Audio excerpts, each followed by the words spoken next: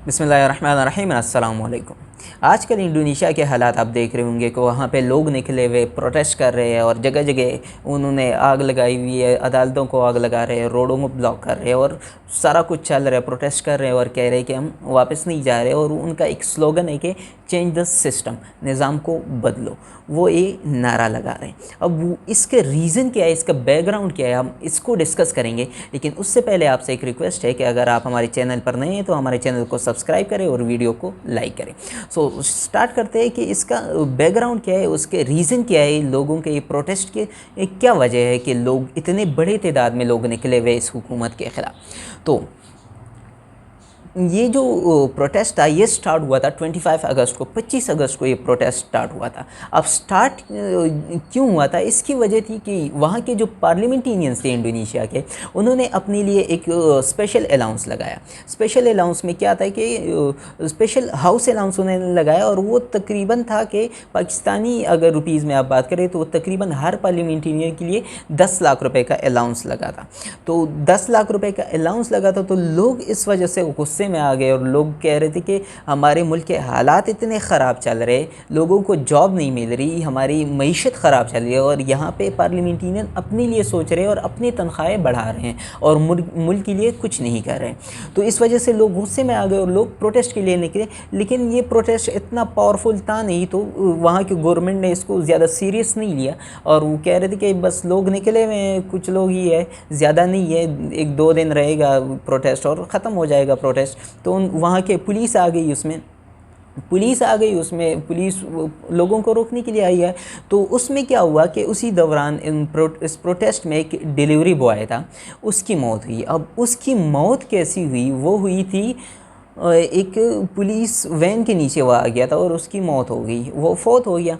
तो और ज़्यादा लोग उसमें गुस्से में आ गए और बहुत ज़्यादा लोग उसमें प्रोटेस्ट में शामिल होने लगे और प्रोटेस्ट पावरफुल बनता जा रहा था आहिस्ता आहिस्ता। तो उसी दौरान में क्या हुआ कि चाइना में एक मीटिंग थी और उसमें इंडोनेशियन सदर ने जाना था।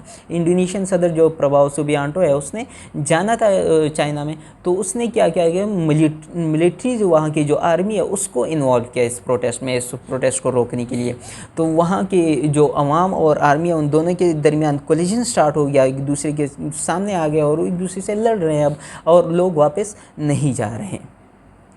तो प्रभाव सुबियांटो की तो जब वापस आया वहाँ से चाइना की मीटिंग से, तो वहाँ पे क्या हुआ, उन्होंने अनाउंस कर दिया इंडोनेशियन गवर्नमेंट ने कि ये जो स्पेशल अलाउंस लगाया है, स्पेशल हाउस अलाउंस पार्लियामेंटेरियंस के लिए लगाया हुआ है, उस वजह से प्रोटेस्ट के लिए निकले हुए, तो हम इस अलाउंस को ख़त्म कर रहे हैं, हम इसको वापस कर रहे हैं कि ये अलाउंस नहीं लगेगा किसी को भी।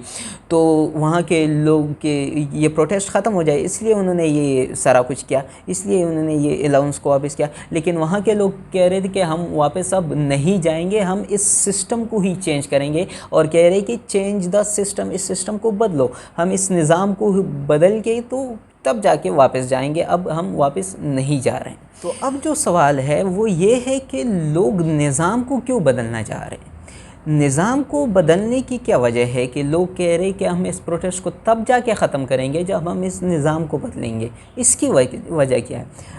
तो उसके लिए हमें इंडोनेशिया के निज़ाम को समझना पड़ेगा। इंडोनेशिया के निज़ाम ऐसा है कि एक दफ़ा पहले भी ये प्रोटेस्ट हो चुका है, इस वजह से ये इंडोनेशियन गवर्नमेंट थोड़ी सी डर गई थी कि कहीं उसी तरह ये प्रोटेस्ट चलता रहे तो कहीं हमारी भी गवर्नमेंट ख़त्म ना हो जाए, तो उस वजह से उन्होंने स्पेशल अलाउंस को वापस किया। अब जो पहली दफ़ा ये जो प्रोटेस्ट हुआ था इस तरह बड़े मकदार में, इतने पावरफुल जो प्रोटेस्ट जो हुआ था वो हुआ था 1998 में। 1998 से पहले एक फौजी डिक्टेटर था, वहाँ पे हुकूमत कर रहा था और वो कर रहा था तकरीबन 32 ईयर्स, 32 साल से रूल कर रहा था वो इंडोनेशिया को। 1996 से 1998 तक वो एक डिक्टेटरशिप था, वो हुकूमत कर रहा था और डिक्टेटर था, वो चला रहा था इंडोनेशिया को, इंडोनेशिया पे रूल कर रहा था। और वहाँ पे इंडोनेशिया के हालात बहुत ख़राब हो गई थी, इससे भी इस तरह हालात चल रहे थे, इकनॉमिक्स सही नहीं थी और सारा कुछ बहुत ज़्यादा हालात ख़राब हो गए। तो लोग उस वजह से बहुत बड़े मकदार में निकले और उन्होंने इस सिस्टम को ख़त्म किया, उस हुकूमत को गिरा दिया और ख़त्म ख़त्म किया और 1998 के बाद वो सिस्टम चेंज हो गया, लेकिन फिर वही सिस्टम में भी चल रहा है। वहाँ पे भी डेमोक्रेसी है, लेकिन लोग क्या कर रहे हैं, वहाँ पे कुछ ख़ास लोग और कुछ ख़ास ख़ानदान उस पूरे कंट्री को रूल कर रहे हैं। अब जो प्रभाव सुबियांटो है, ये सदर बनने से पहले इस जो सदर था वो था जोको वेदोदो उसका सदर था इंडोनेशिया का। अब ये जब सदर बना इंडोनेशिया का, तो इससे पहले जो प्रभाव सुबियांटो थे और जोको विदोदो, ये एक दूसरे के सख्त खिलाफ थे, एक दूसरे को के पीछे नारे लगा रहे थे। जिस तरह पाकिस्तान में होता है कि दो पार्टीज़ है और दोनों के जो सदर है वो एक दूसरे के ख़िलाफ़ नारे लगा रहे थे। एक कह रहा था कि मैं तुझे सड़कों पे घसीटूंगा, दूसरा कह रहा था कि मैं तुझे सड़कों पे घसीटूंगा, और एट द एंड क्या होता है, दोनों मिल जाते हैं, हुकूमत बनाते हैं और लोगों को ऐसी चूना लगा देते हैं। तो सेम वही चल रहा था इंडोनेशिया में। प्रभाव सुबियांटो एंड जोको विदोदो एक दूसरे के ख़िलाफ़ थे, एक दूसरे के ख़िलाफ़ नारे लगा रहे थे कि एक कह रहा था कि मैं तुझे घसीटूंगा सड़कों पे, दूसरा कह रहा था कि मैं तुझे सड़कों पे घसीटूंगा। लेकिन एट द एंड जब इलेक्शन का टाइम आया तो दोनों एक दूसरे के साथ मिले और दोनों ने मिलकर हुकूमत बनाई। जोको विदोदो था वो सदर बना एंड प्रभाव सुबियांटो उसको वाइस प्रेसिडेंट उन्होंने बनाया। अब जोको विदोदो की जब हुकूमत ख़त्म हुई तो सेम वही दोनों मिले और दोनों ने हुकूमत कायम की, और क्या बना कि जो पहले जोको विदोदो सदर था, अब प्रभाव सुबियांटो सदर बन गया। और वाइस प्रेसिडेंट क्या कौन बना पता है आपको? वाइस प्रेसिडेंट बना जोको विदोदो का बेटा जबरान राखा। अब ये जो जबरान राखा है जोको विदोदो का बेटा, इसकी उम्र कम थी। इंडोनेशिया में एक कानून है कि 40 साल से पहले आप प्रेसिडेंट या वाइस प्रेसिडेंट नहीं बन सकते मुल्क का। लेकिन इसके जब जबरान राखे की एज कम थी तो वहाँ पे क्या किया कि जो अदालतें थीं, वहाँ का जो जस्टिस था, चीफ जस्टिस, उसने इस कानून में तरमीम की और इस कानून को ख़त्म किया कि 40 साल से पहले भी आप, कम एज में भी आप प्रेसिडेंट या वाइस प्रेसिडेंट बन सकते हैं। सिर्फ किसको? जबरान राका को वाइस प्रेसिडेंट बनाने के लिए उसने ये तरमीम की।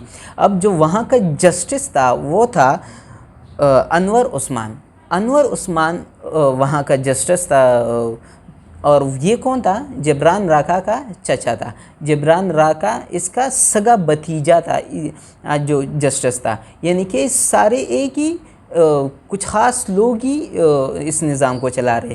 पहले जोको विदोदो सदर बना, जोको विदोदो की सदारत, और प्रभाव Subianto vice president. Joko Widodo के सदारत के ख़त्म होने के बाद प्रभाव सुबियांटो सदर बना और उसका बेटा नायब सदर वाइस प्रेसिडेंट बना जोको विदोदो का।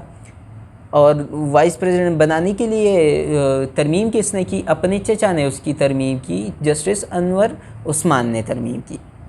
तो लोग इस चीज़ के बहुत ज़्यादा ख़िलाफ़ हो गए कि एक कुछ ख़ास लोग ही निज़ाम चला रहे और मुल्क में कुछ ज़्यादा चेंजेस भी नहीं आ रहे, लोग तरक्की भी नहीं कर रहा, मुल्क के हालात भी ख़राब है, वहाँ पे जॉब्स नहीं मिल रही लोगों को, मुल्क की मईशत नहीं सही, मुल्क की मईशत ख़राब हो गई, गर्क हो गई।